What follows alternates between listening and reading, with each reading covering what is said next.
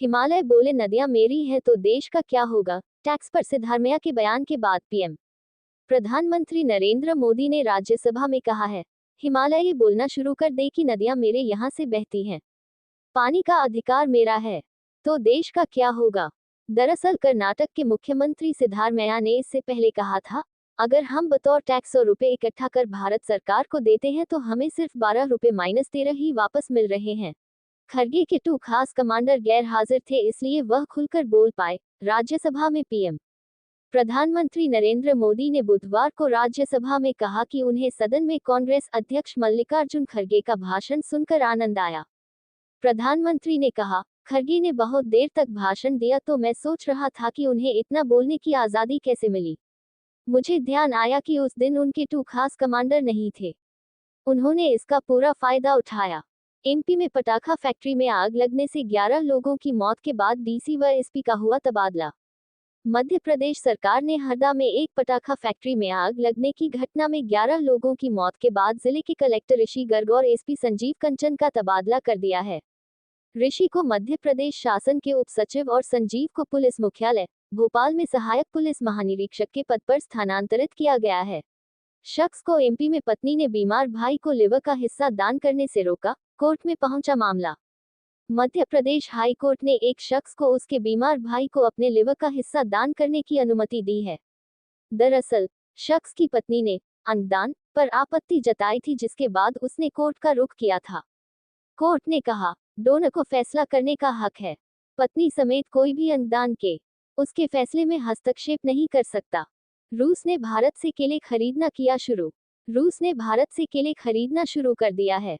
दरअसल रूस के लिए केलों के सबसे बड़े आपूर्तिकर्ता इक्वाडोर ने रूस निर्मित सैन्य हार्डवेयर की जगह अमेरिका निर्मित हार्डवेयर इस्तेमाल करने की घोषणा की थी, जिसके बाद रूस ने भारत से केले खरीदना शुरू किया है। भारत से केलों की पहली खेप जनवरी में रूस भेजी गई थी।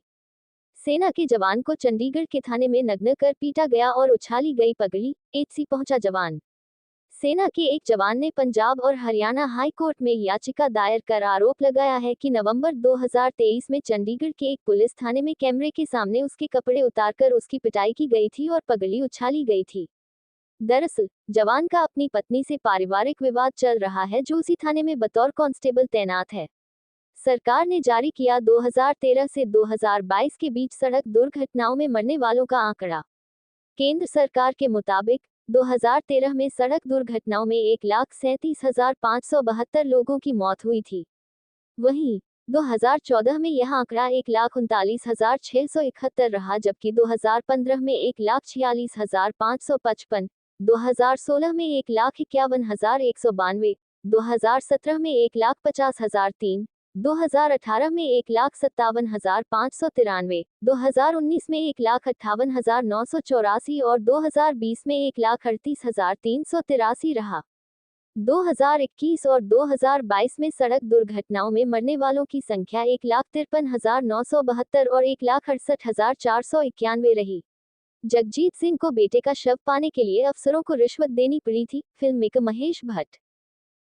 महेश भट्ट ने एक कार्यक्रम में कहा है, जब दिवंगत गायक जगजीत सिंह के बेटे की सड़क दुर्घटना में मौत हुई थी, तब उन्हें शव पाने के लिए जूनियर अधिकारियों को रिश्वत देनी पड़ी थी। महेश ने कहा कि उस समय उन्हें अपनी फिल्म सारांश का महत्व समझ आया, जिसमें बेटे को खो चुके एक बूढ़े माँ बाप की कहानी थी। फिल्ममेकर वेत्री के पिता ने कहा, कार हादसे में लापता हुए बेटे को खोजने वाले को दूंगा 1 करोड़ रुपए। चेन्नई के पूर्व मेयर सईदई दुरईसामी ने हिमाचल प्रदेश में सतलुज नदी में कार गिरने के बाद से लापता अपने बेटे व फिल्ममेकर वेत्री 45 को ढूंढने वाले को 1 करोड़ रुपए का इनाम देने की घोषणा की है। किन्नौर के डिप्टी कमिश्नर अमित कुमार शर्मा ने कहा कि सईदई ने व्हाट्सएप मैसेज कर इनाम दिए जाने की बात कही है। असम की 82,751 हेक्टेयर जमीन पर 4 पड़ोसी राज्यों का कब्जा है। विधानसभा में मंत्री अतुल असम के सीमा सुरक्षा मंत्री अतुल बोरा ने बुधवार को राज्य की विधानसभा में बताया कि असम के 17 जिलों की 82,751.86 हेक्टेयर जमीन पर 4 पड़ोसी राज्यों का कब्जा है। बकौल बोरा, असम की 59,490.21 हेक्टेयर जमीन नागालैंड, 16,144.01 हेक्टेयर जमीन अरुणाचल प्रदेश, 3,675.78 हेक्टेयर जमीन मिजोरम और 3,441.86 हेक्टेयर जमीन मेघालय के नियंत्रण में है। क्या है भारत की सबसे लंबी एक्सप्रेसवे परियोजना की खासियतें?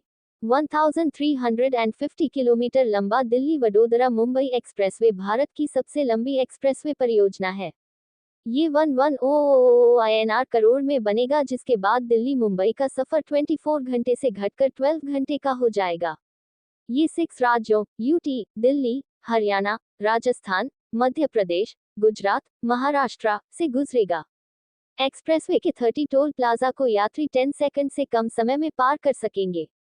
मक्का में शुद्धिकरण के बाद भारत लाई गई अयोध्या में बनने वाली मस्जिद की नींव की पहली ईंट। अयोध्या उत्तर प्रदेश के धन्नीपुर में बनने वाली मस्जिद की नींव में रखी जाने वाली पहली ईंट मक्का, सऊदी अरब में शुद्धिकरण के बाद मुंबई लाई गई है। मुंबई में तैयार इस ईंट को जमजम पवित्र जल से शुद्धिकरण के लिए मक्का ले जाया गया था। रिपोर्ट्स है कि मक्का की मस्जिद अल हरम के इमाम इसकी नींव रखेंगे।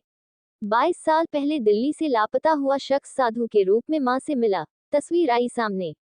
दिल्ली में माता पिता के डांटने के बाद 11 साल की उम्र में अपने घर से लापता हुआ पिंकू नामक शख्स अमेठी, यूपी के एक गांव में एक साधु के रूप में अपनी मां से 22 साल बाद मिला।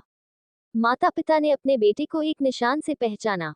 रिपोर्ट्स के अनुसार अपनी मां से भिक्षा लेने के बाद पिंकू गांव से चला गया।